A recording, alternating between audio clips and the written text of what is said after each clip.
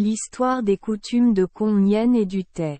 Selon la mythologie chinoise, à l'époque des empereurs Yao et Shun, 2300 avant Jésus-Christ, Nian était une créature née à l'état sauvage, cultivée pendant des milliers d'années et devenue spirituelle.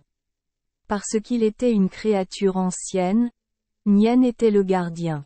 Chef d'un groupe d'autres bêtes spirituelles et démons, ils vivent souvent dans les montagnes ou au fond des profondeurs marines.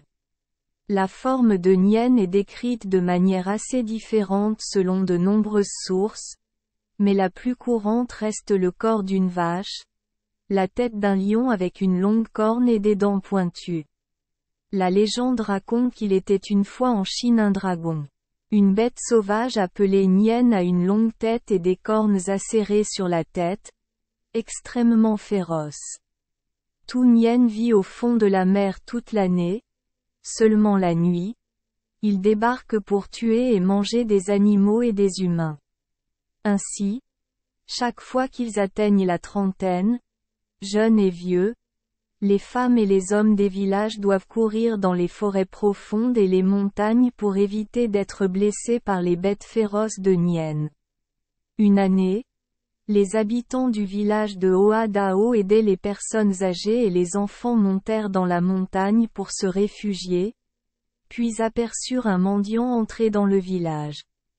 Les gens du village fermaient leurs maisons, d'autres emballaient leurs affaires, certains emmenaient des buffles et des moutons, partout il y avait des cris de gens et des hennissements de chevaux, personne ne le remarquait et ne s'en souciait.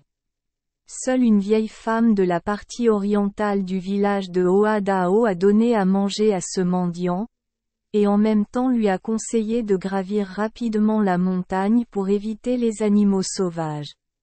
Nian, elle a souri et a dit: Si tu me laisses rester un nuit chez toi, je peux définitivement chasser la bête sauvage Nian hors de ce village. Au milieu de la nuit, la bête sauvage Nian s'est précipitée dans le village de Hoadao. Il a vu que l'atmosphère dans le village était différente des années précédentes. La maison de la vieille dame était à l'est du village. Il y avait du papier rouge sur la porte et la maison était éclairée par des bougies vives.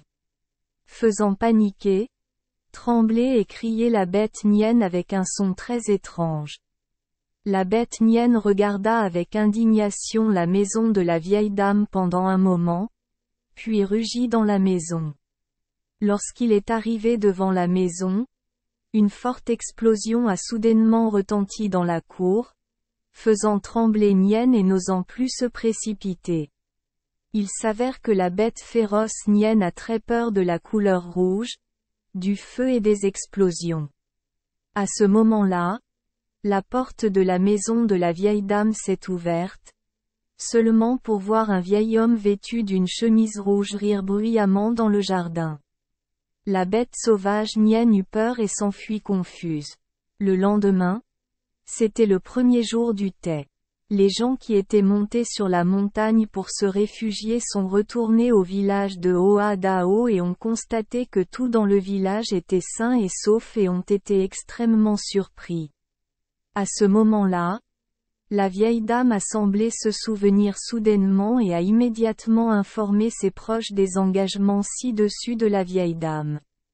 Pour célébrer les bonnes choses, les gens du village jubilaient et étaient excités, tout le monde portait de nouvelles chemises et de nouveaux chapeaux, se rendait chez des parents et des amis pour se féliciter et se rendre visite.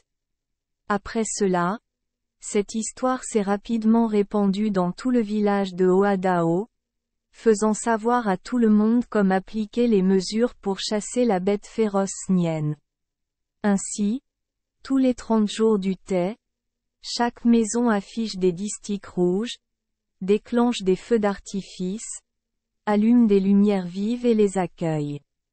Le matin du premier jour du thé, les gens se rendent visite et se félicitent.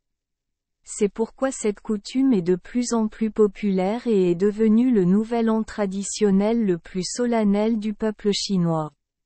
Merci les enfants des Esperluette Croisillon 39.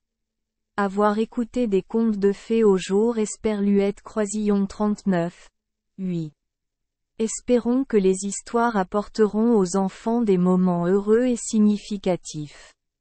Si vous aimez notre chaîne, veuillez appuyer sur le bouton S Esperluette Croisillon 39. Abonner, pour ne manquer aucune histoire intéressante. Je vous souhaite une bonne nuit de sommeil et de beaux rêves. Rendez-vous dans la prochaine histoire.